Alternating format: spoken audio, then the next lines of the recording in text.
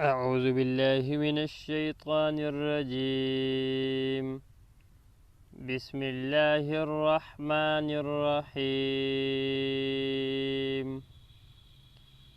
نون والقلم وما يسطرون. ما أنت بنعمة ربك بمجنون. وإن لك لأجرا غير ممنون. وإنك لعلى خلق عظيم. فستبصر ويبصرون بأيكم المفتون. إن ربك هو أعلم بمن ضل عن سبيله وهو أعلم بالمهتدين. فلا تطع المكذبين. ودوا لو تدهن فيدهنون. ولا تطع كل حلاف مهين هماز مشاء بنميم مناع للخير معتد أثيم. عتل بعد ذلك زنيم. أن كان ذا مال وبنين. إذا تتلى عليه آياتنا قال أساطير الأولين. سنسمه على الخرطوم. إنا بلوناهم كما بلونا أصحاب الجنة إذ أقسموا ليصرمنها مصبحين ولا يستثنون. فطاف عليها طائف من ربك وهم نائمون فأصبحت كالصريم. فتنادوا مصبحين أن اغدوا على حرثكم إن كنتم صارمين. فانطلقوا وهم يتخافتون ألا يدخلنها اليوم عليكم مسكين. وغدوا على حرد قادرين.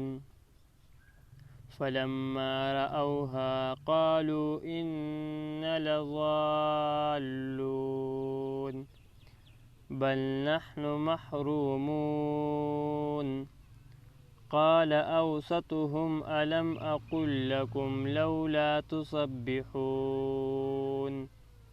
قالوا سبحان ربنا إنا كنا ظالمين. فأقبل بعضهم على بعض يتلاومون. قالوا يا ويلنا إنا كنا طاغين. عسى ربنا أن يبدلنا خيرا منها إنا إلى ربنا راغبون. كذلك العذاب ولعذاب الآخرة أكبر لو كانوا يعلمون.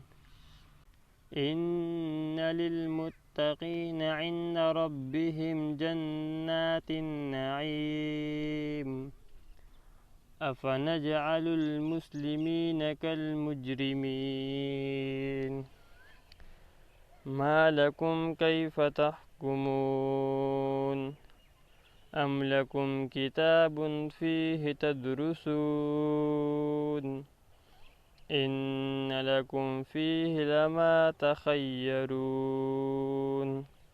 أم لكم أيمان علينا بالغة إلى يوم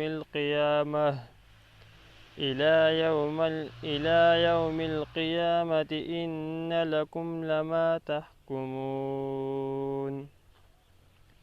سلهم أيهم بذلك زعيم أم لهم شركاء فليأتوا بشركائهم إن كانوا صادقين يوم يكشف عن ساق ويدعون إلى السجود فلا يستطيعون خاشعة أبصارهم ترهقهم ذلة وقد كانوا يدعون إلى السجود وهم سالمون فذرني ومن يكذب بهذا الحديث سنستدرجهم من حيث لا يعلمون وأملي لهم إن كيدي متين أم تسألهم أجرا فهم من مغرم